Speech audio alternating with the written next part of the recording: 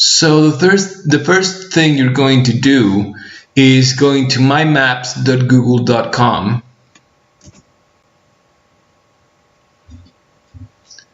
and that will take you to this screen, and here you can select create a new map. I already have a few maps from before, but I'm just going to start over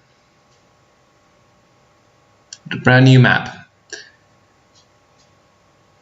And there's a few relatively easy to use tools that you can include into your map. First thing I'm going to do is I'm going to find my location. So I'm currently in Tucson, Arizona. So here we are. And then from here I can start finding places that I would include in my map. So Google My Maps uses layers, which are essentially ways of organizing the different elements in your map. So let's say that I already talked to my community members, and I'm going to create one layer for each community member. This is not necessarily the way you need to make it for your map, but it's one of the possible ways of organizing your map. So I'm going to say community member 1. I'm going to remove where it says Tucson right there, and then I'm going to start adding each one of the elements I want in my map. So one thing you can do is add a marker, right? And I have here information that my community member gave me. So let's say that for my environmental issue, I was thinking about buffalo grass in the area of Tucson, Arizona. Buffalo grass is an invasive species that also it's introduced, and it generates wildfires because it's a dry grass, and in the hot desert heat it burns really easily. So I'm going to be adding information about that, but I'm also going to be adding information about value locations for people. So talking to my community member, for example,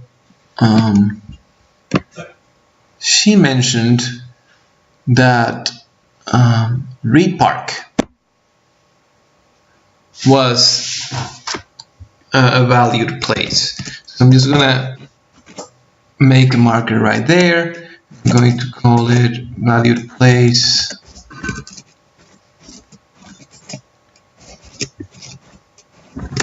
Reed Park, right? And I can include a bit of information. Community member 1 enjoys the pond there, or something like that. Then I can save it, and then you can play around a little bit with the style of what you want your markers to look like. So for example, I can say, okay, I'm going to make this one red, and I'm going to make everything for community member 1 red. And you can also change the icons. For example, for valued places, maybe I want to use an icon that shows that this is a valued place. So I'm going to make it a heart. And that's it. I have my first icon. And then talking to my community member, she also mentioned that this area over here actually has a lot of buffalo grass. She has visited there because there's a lot of urban development, but there's also quite a bit of open wild space, undeveloped space. And she has noticed while driving there that there is a lot of buffalo grass. So I'm going to call this buffalo grass. And the location is called A Mountain. I'm going to say community member 1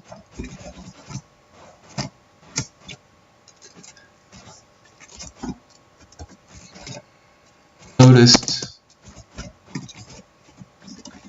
a lot of buffalo grass while driving here.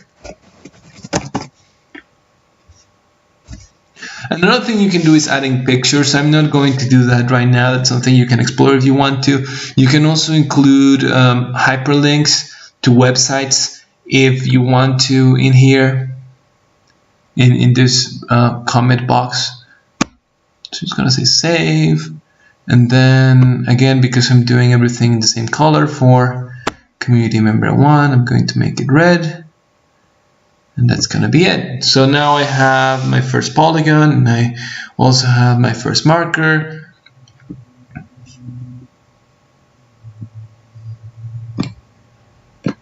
What else? I can also make another marker over here. Let's see. Yeah. For another valued place.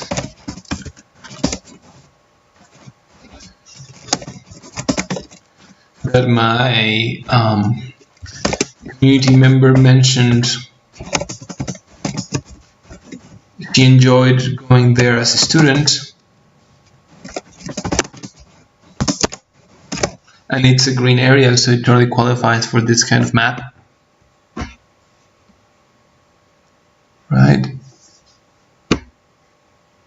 And so I just go here again, make it into an icon, make it to the color that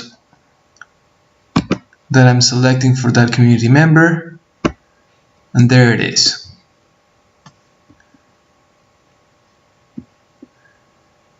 And then maybe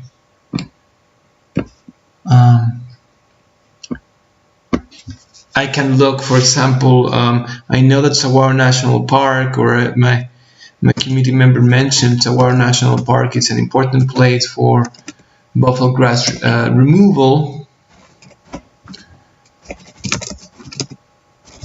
So I can look up, this works just like Google, which is really nice.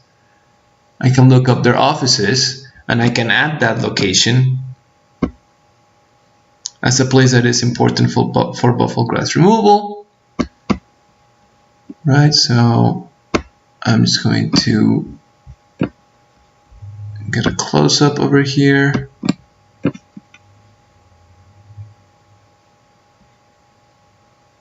I'm going to make a marker right here.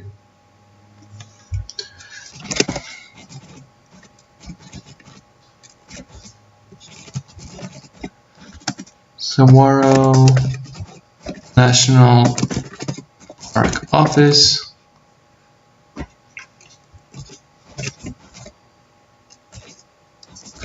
Community member 1 mentioned they coordinate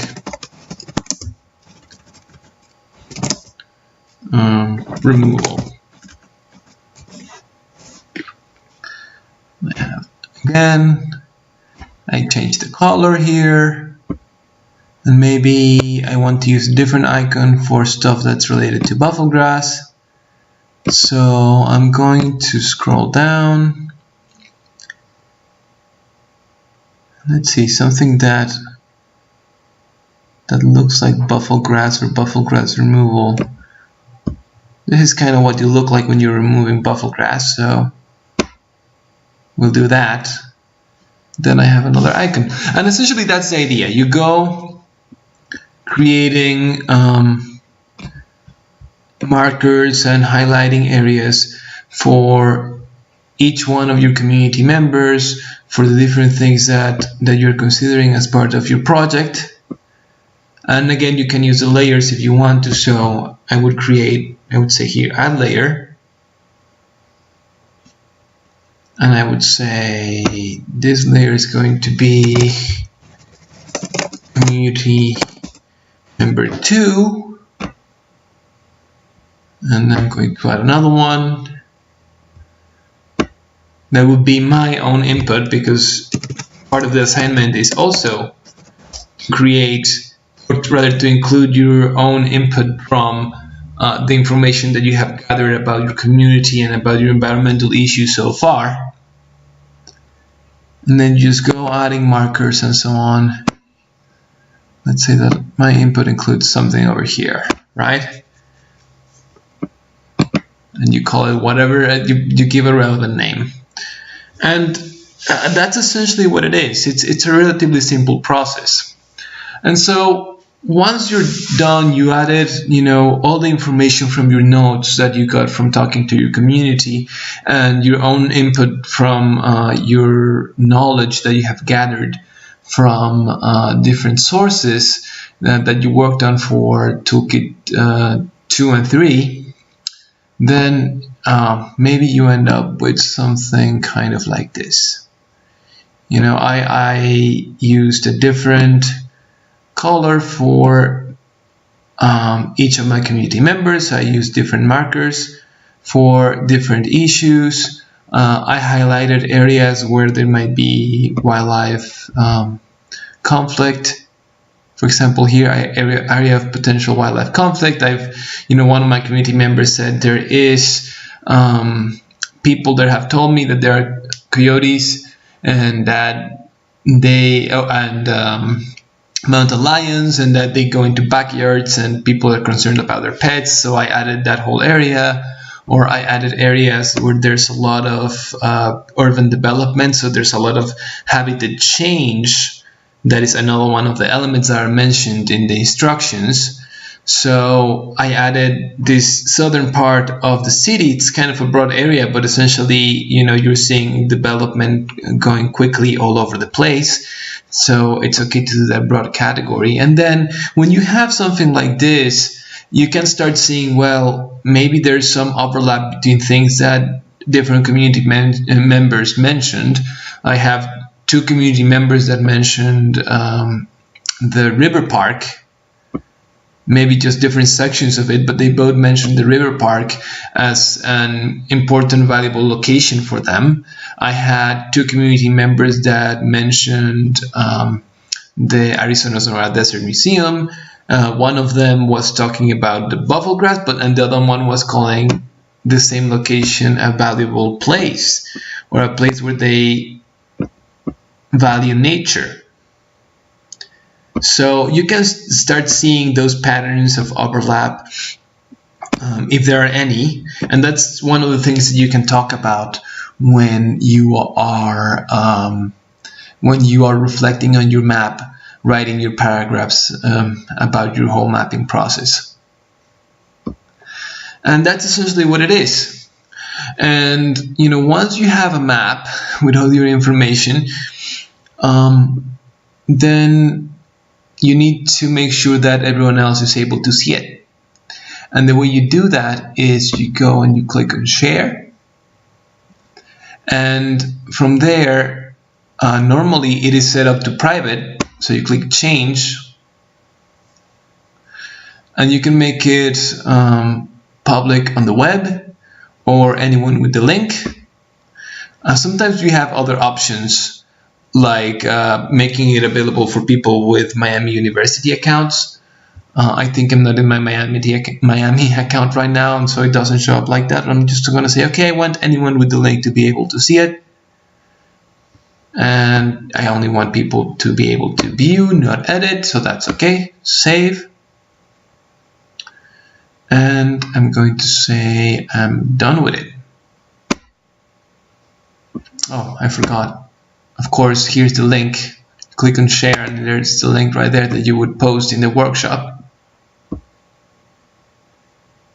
And there you go. That's the basics of it. You can, again, play around. I would expect you would have a lot of markers and areas in your maps.